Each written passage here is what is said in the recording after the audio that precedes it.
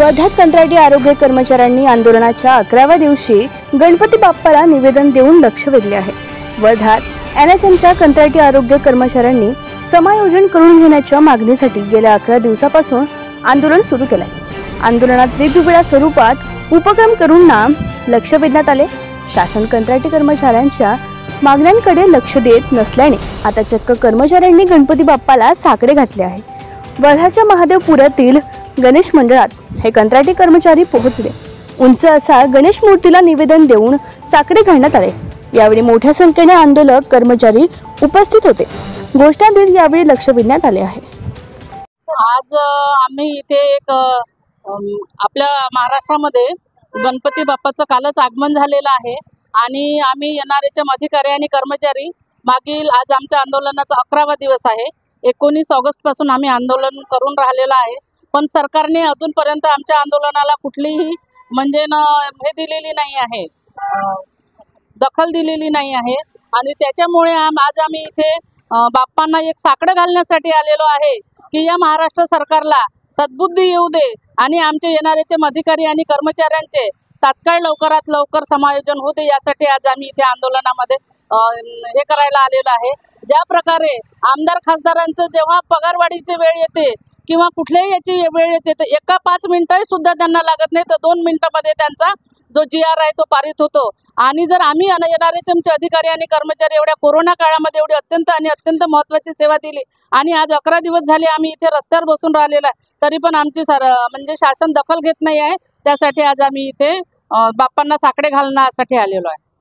असं वाटते की गणपती बाप्पांना आम्ही निवेदन दिलेलं आहे आणि ते जे दैवत आहे हे खूप सर्वांचं सुख करता आणि दुःख करता, सगळ्यांचं सुख आणि दुःख म्हणजे दुःखाचं निवारण करणारे आहे। त्याच्यामुळे आमचं जे एनआरएचएम अधिकारी आणि कर्मचाऱ्याचं जे दुःख आहे मागील आम्ही 20 वर्षापासून भोगून राहिलेलो आहे, तर ते सरकारला नक्कीच गणपती बाप्पा सद्बुद्धी देतील आणि आमचं जे समायोजन आहे ते तात्काळ पूर्ण होईल अशी आम्हाला एक आशा आहे।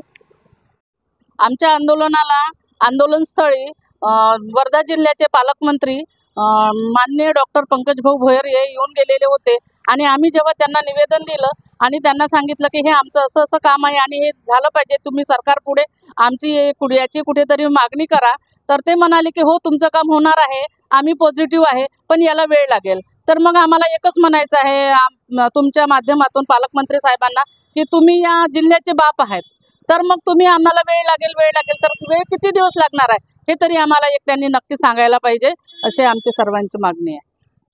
महाराष्ट्रामध्ये संपूर्ण ठिकाणी गणेशोत्सवाचं आगमन झालेलं आहे। हा आगळा उघडा उपक्रम याच्यासाठी आहे की आज आमच्या आंदोलनाचा 11वा दिवस असून देखील प्रशासनाला अजूनपर्यंत जाग आलेली नाही आहे। त्यामुळे आमच्या 14/3/2024च्या शासन निर्णयाची अंमलबजावणी त्वरित व्हावी। या गणपतीचे जे 10 दिवस बाप्पाचे जे 10 दिवस आहेत त्या 10 दिवसामध्ये आमच्या मागण्यांना प्रशासनाने सकारात्मक दृष्टिकोनातून बघून संघटनेसोबत बैठक लावावी आणि त्यावर तोडगा काढावा। तसेच आंदोलनाला जिल्हा आरोग्य अधिकारी यांची भेट झालेली आहे, माननीय जिल्हा शल्य चिकित्सक यांची भेट झालेली आहे, माननीय पालकमंत्री साहेबांची भेट झालेली आहे। तसेच आज मॅग्मो संघटनेचे जे जिल्ह्याचे अध्यक्ष आणि सचिव आहेत डॉक्टर माधुरी दिगेकर मॅडम यांनी देखील भेट दिलेली आहे आणि त्यांनी आमच्या संपाला पाठिंबा दिलेला आहे। रेग्युलर जेवढ्या संघटना ही हुताप, मलेरिया, लेप्रेसी तसेच मॅग्मो संघटना, आज मॅग्मो संघटनेने आम्हाला पाठिंबा दिलेला आहे। कास्ट्राईप संघटना, अशा विविध आरोग्य विभागाच्या संघटना कार्यरत आहेत, त्या सगळ्या संघटनांनी आम्हाला जाहीरपणे पाठिंबा घोषित केलेला आहे आमच्या संपाला।